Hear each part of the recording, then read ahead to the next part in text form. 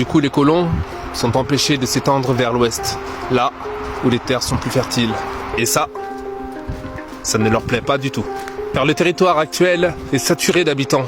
En 1794, les Britanniques craignent que les révoltes embrasent l'entente et ainsi compromettent l'ordre établi. Ceux-ci cherchent dès lors à ralentir la progression de certaines colonies, poussant ainsi 13 d'entre elles à se réunir lors d'un congrès à Philadelphie. Ce pour lever contre la Grande-Bretagne une armée dont le chef est le planteur virginien George Washington. Le 4 juillet 1776, les 13 colonies déclareront leur indépendance de la Grande-Bretagne pour créer une république. Deux camps alors se forment parmi ces colonies. Le clan des patriotes, qui cherche coûte que coûte l'indépendance, ainsi que le clan des loyalistes, voulant rester fidèles à la couronne britannique. Et à chaque camp s'ajoutent des natifs, ainsi que des esclaves noirs à qui l'on promet la liberté en cas de victoire.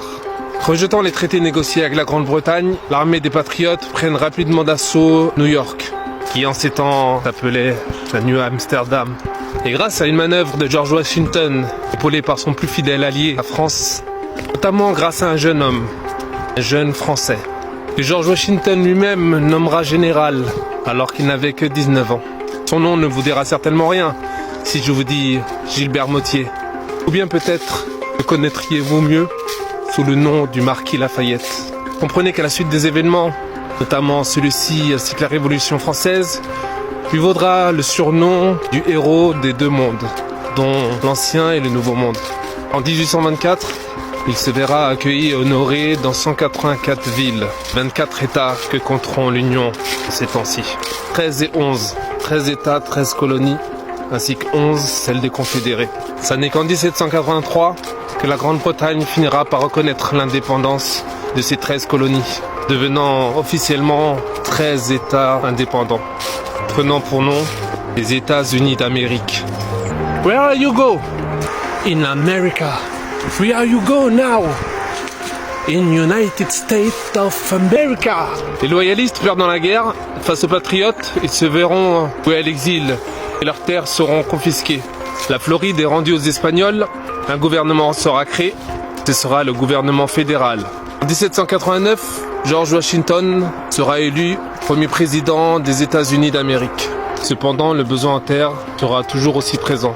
Et n'ayant plus aucun scrupule, ces accords scellés avec le peuple autochtone ne sera désormais plus un frein pour ce rouleau compresseur s'élargissant sans fin, en s'appropriant dès son approche la moindre parcelle de terrain. En 1840, le constat est brutal. Du Mississippi à la côte est, les Amérindiens ont presque tous disparu. Il ne reste plus qu'une petite poignée à travers les montagnes Appalaches. Les Cherokees, pour obéir, s'étaient américanisés, étaient artisans, étaient des agriculteurs, avaient 30 moulins, 10 scieries, 60 échoppes de charbon, 300 chariots, 800 chevaux, un cheptel d'environ 22 000 têtes, 700 métiers à tisser le coton. Pourtant, cela n'empêchera pas que 30 000 d'entre eux seront déportés par un certain dénommé Andrew Jackson, simple officier, leur disant « Vous devez en ces temps aller vers des terres propices à votre bonheur ». Cependant, des milliers d'entre eux mourront lors de cette marche forcée. En 1817, le gouvernement exigera que les Séminoles implantés en Floride quittent la zone sur le champ. Ils cèdent à leur tour leur terrain en faveur des Blancs. Ce n'est pas qu'ils se soient inquiétés que les Séminoles soient implantés sur une plaque sismique instable, ou par risque qu'il y ait une faille géologique en dessous de leurs pieds. Oh que non, ils se sont tout simplement aperçus que les Séminoles vivaient au-dessus d'une réserve de coton. Quant à pour ceux qui traînaient à plier bagages, le commandant Andrew Jackson avait la solution.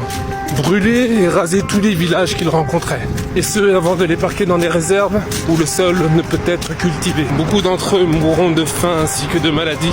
Dès lors, il ne leur restera plus que les raids pour survivre. Les Cherokees, ce peuple civilisé et instruit, vivaient au-dessus de la Floride. Ils habitaient des maisons en briques, avaient construit leurs propres routes, avaient leur propre constitution, avaient même, tenez-vous bien, leur propre journal, Cherokee Phoenix, qui paraissait en deux langues, en langue anglaise ainsi qu'en langue cherokee. Croyez-en si vous voulez ou non, mais ils avaient même leur propre esclave noir. Nous ne pouvons pas trouver mieux pour prétexter à un peuple qui ne souhaite pas s'assimiler, ainsi devenir comme eux. Cependant, eux non plus ne dérogeront pas à la règle et devront quitter les lieux. Et ceci pourquoi? Parce que l'industrialisation, la modernité, soit dit en passant, de 1, l'industrialisation américaine exige toujours plus de terre.